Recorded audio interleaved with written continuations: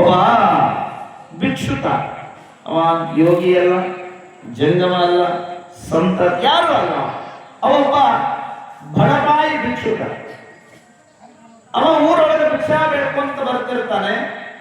ಬರುವಂತ ಸಮಯದೊಳಗ ಒಬ್ಬ ಮನುಷ್ಯ ಹೇಳಿದನಂತೆ, ಕಟ್ಟಿ ಮೇಲೆ ಕೂತಿದ್ದ, ಯಾಕೆ ಮನೆ ಮನೆ ಭಿಕ್ಷಾ ಬೆಳಿತಪ್ಪ, ಯಾಕೆ ಮನೆ ಮನೆ ಭಿಕ್ಷಾ ಬೆಳಿತ, ಹೋಗೋ ಹೇಮರಟ್ಟಿ ಮನೆತನದೊಳಗ ಮಲ್ಲಮ್ಮ ಎನ್ನುವಂತ ಮಹಾಸಾಧ್ವಿ ಶಿವಶರಣಗಳ ಆ ಮನೆಗೆ ಹೋಗಿ ಬೇಡೋಳು, ನಿನಗ ಹೊಟ್ಟೆ ತುಂಬ ಪ್ರಸಾದವನ್ನು ನೀಡುತ್ತಾಳೆ ಅಂತ.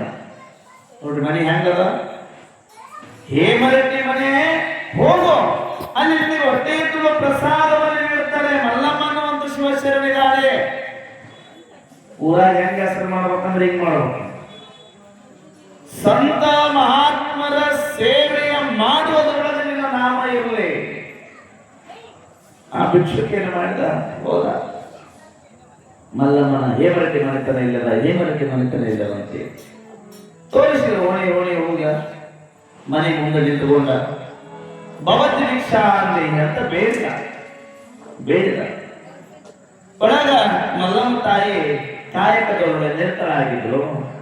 ಹೊರಗೆ ಬಂದು ಆ ಭಿಕ್ಷುಕನನ್ನು ನೋಡಿ ಮನೆಯೊಳಗಿದ್ದ ಪ್ರಸಾದವನ್ನು ತೆಗೆದುಕೊಂಡು ಬಂದು ಆ ಮನೆಯ ಕಟ್ಟೆಯ ಮೇಲೆ ಕೂಡಿಸಿ, ತಮ್ಮ ಮನೆಯ ಕಟ್ಟೆಯ ಮೇಲೆ ಕೂಡಿಸಿ ಆ ಪ್ರಸಾದವನ್ನು ಉಣಬಡಿಸಿದ್ರು.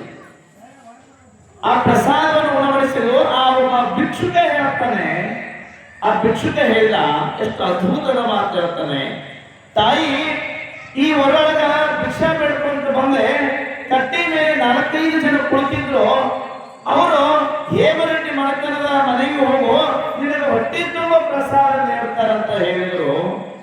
ಆಗ ನನಗೊಂದು ಮನಸ್ಸಿನೊಳಗ ಒಂದು ಮಾತು ಹುಟ್ಟಿತು. ಆ ಹೇಮರೆಡ್ಡಿ ಮನೆತನ ಕೇವಲ ಅನ್ನದಾನ ಮಾಡುತ್ತದೋ ಅಥವಾ ಆತ್ಮದ ತುಂಬ ತೃಪ್ತಿಯಾಗುವಂಗ ಸಂತರ್ಪಣೆ ಮಾಡ್ತದೋ ಅನ್ನೋದು ನನಗೆ ತಿಳಿಬೇಕಾಗಿತ್ತು. ಅದಕ್ಕಾಗಿ ನಿನ್ನ ಮನೆಗೆ ಹುಡುಕೊಂಡು ಬಂದಿದ್ದೆ ತಾಯಿ ಅಂತ. ದಾನ ಮಾಡೋದ್ರೊಳಗೆ ಎರಡು ಇರ್ತದಂತೇಳಿ ನಾನು, ಯಾರೋ ಮಂದಿ ನೋಡ್ತಾರಂತ ದಾನ ಮಾಡೋದಲ್ಲ, ಆತ್ಮದ ತೃಪ್ತಿಯಿಂದ ದಾನ ಮಾಡ್ಬೇಕಂತ. ಆತ್ಮದ ತೃಪ್ತಿ ಅಂದ್ರೆ ನೀನು 1 ರೂಪಾಯಿ ಕೊಡು, ಅದು ಮನಸ್ಪೂರ್ವಕವಾಗಿ ಕೊಡ್ಬೇಕು, ಕೊಡ್ಲಾ ಮಾಡಕ್ ಕೊಡಬಾರ್ದು. ನೀವು ನೀಡ್ತೀರಿ, ಯಾರಿಗಾದ್ರೂ ರೆಡಿ ಮಾಡುತ್ತಿರ್ತೀರಿ, ಯಾರಿಗಾದ್ರೂ ನೀಡುತ್ತಿರ್ತೀರಿ, ಮನಪೂರ್ವಕವಾಗಿ ನೀರು, ಮನಸ್ಸು ತುಂಬಿ ನೀರು, ತೃಪ್ತಿದಾಯಕದಿಂದ ನೀರು. ಏನ್ ಜೈಕೊಂಡು ಬಿಡ್ತಾರಪ್ಪ ನೀರ್ಮಾಡ. ಹಾಗ ಮಲ್ಲಮ್ಮ, ನೀವು ನೀಡತಕ್ಕಂಥ ಈ ಪ್ರಸಾದ ಏನದಲ್ಲ, ಮನದುಂಬಿ ನೀಡುವುದದ. ನೀ ನೀಡಿದ ಈ ಪದಾರ್ಥ ಕೇವಲ ನನ್ನ ಹೊಟ್ಟೆ ಅಲ್ಲವಾ, ನನ್ನ ಆತ್ಮನೂ ತುಂಬ್ಯದ, ನನ್ನ ಮನಸ್ಸು ತುಂಬ್ಯದ ಅಂತ ಆ ಭಿಕ್ಷುಕ ಹೇಳ್ತಾರೆ. ಒಬ್ಬ ಭಿಕ್ಷುಕ